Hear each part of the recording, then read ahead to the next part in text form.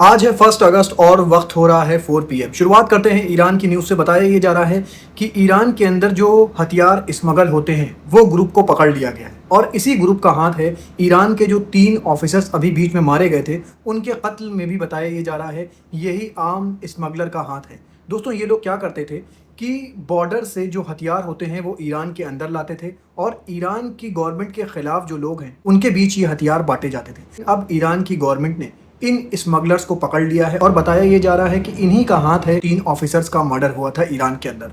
Iran ने UK को भी धमकी दे डाली है। बताया ये जा रहा है कि यूके की ज़मीन से ईरान के ऊपर हमला हो रहा है। मैं बता दूं आपको, यूके के अंदर भी अमेरिका का एक बेस है जिसमें से क्या होता है कि अमेरिका के फाइटर जेट्स उड़ते हैं और ईरान के ऊपर बमबारी करते हैं। तो ईरान ने अब एक वार्निंग जारी करी है जिसमें बताया ये जा रहा है कि अगर यूके अमेरिका को अपना बेस यूज़ करने देगा ईरान के खिलाफ हमला करने के लिए तो यूके को भी वो सेम नज़र से देखेंगे जैसा कि वो यूएसए को देख रहे हैं और वो उनका एक प्राइम टारगेट होगा और वो अपने डिफेंस के लिए हमला भी कर सकते हैं यूके के इस बेस पे। मैं आपको बता दूं, पाकिस्तान के अंदर भी प्रोटेस्ट बहुत ज़्यादा तेज़ हो गया है और ये प्रोटेस्ट की आवाज़ उठी थी पाकिस्तान के अंडर जो कश्मीर का इलाका आता है वहाँ से ये आवाज़ें उठी और कि वहाँ के लोगों का ये कहना है कि पाकिस्तान गवर्नमेंट वहाँ के लोगों की बात नहीं सुन रही है। वहाँ इकोनॉमिक क्राइसिस हैं और वहाँ पे जो इलेक्शन होने वाले हैं वहाँ 8 सीट रिजर्व कर दी गई है रिफ्यूजी कैंडिडेट के लिए, जबकि वहाँ की लोकल जो पॉलिटिक्स है वहाँ के लोगों का ये कहना है कि ये सीट हमें चाहिए। यहाँ की पॉलिटिक्स कमज़ोर हो रही है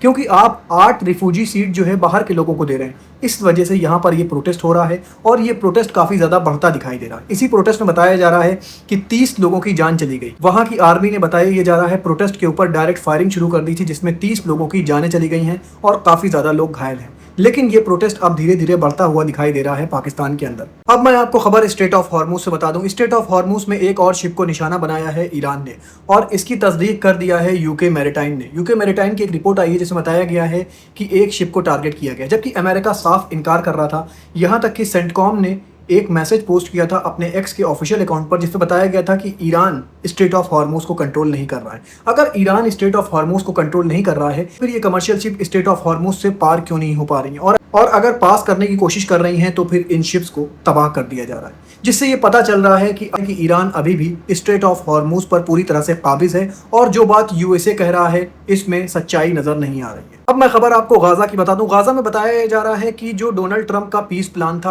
उसी के चलते बताया ये जा रहा है कि हमास अपने हथियार को सरेंडर करने के लिए राजी हो गया है। और दोस्तों इसके आगे का प्लान ये था कि जब हथियार को सरेंडर करा लिया जाएगा तो उसके बाद इजराइल गाजा से विड्रॉ कर जाएगा, मतलब कि गाजा से बाहर निकल जाएगा। इसी के साथ मैं आपको बता दूं, इजराइल के एक सीनियर ऑफिसर का बयान आया है जिसमें बताया जा रहा है कि हम गाजा के अंदर से नहीं निकलेंगे जब तक कि हम लोग को ये बात कंफर्म ना हो जाए कि सच में हमास हथियार डालने पर रेडी हुआ है या नहीं, और हम ये बात कंफर्म ना कर लें कि सच में ये हथियार सरेंडर करे गए, मतलब ये कोई नाटक नहीं हुआ है, ये सच में ऐसा हुआ है, तब तक हम लोग गाजा के अंदर रहेंगे। और ये टाइम पीरियड इजराइल डिसाइड करेगा कि कब तक उसको इस बात का यकीन हो जाए कि हमास ने जेन्युइनली हथियार सरेंडर कर दिए हैं, और जब उसको इस बात का यकीन होगा तब ही वो गाजा से बाहर जाएगा। जबकि डोनाल्ड ट्रंप के पीस प्लान में ये था कि हथियार के सरेंडर होते ही इजराइल गाजा से बाहर चला जाएगा, लेकिन दोस्तों ऐसा लग नहीं रहा है कि इजराइल गाजा से बाहर जाएगा। अब मैं आपको वेदर रिपोर्ट बता दूं। बताया ये जा रहा है कि सदर्न इटली में भी आज एक अर्थक्वेक आया। इस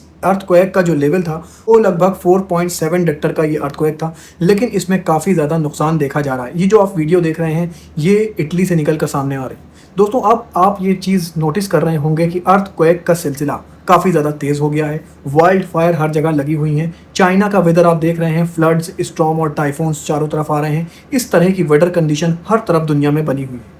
मैं ऐसे ही खबरें लेकर आपके पास आता रहूँगा। अपना बहुत ख्याल रखिए और मुझे भी अपनी दुआओं में याद रखिए।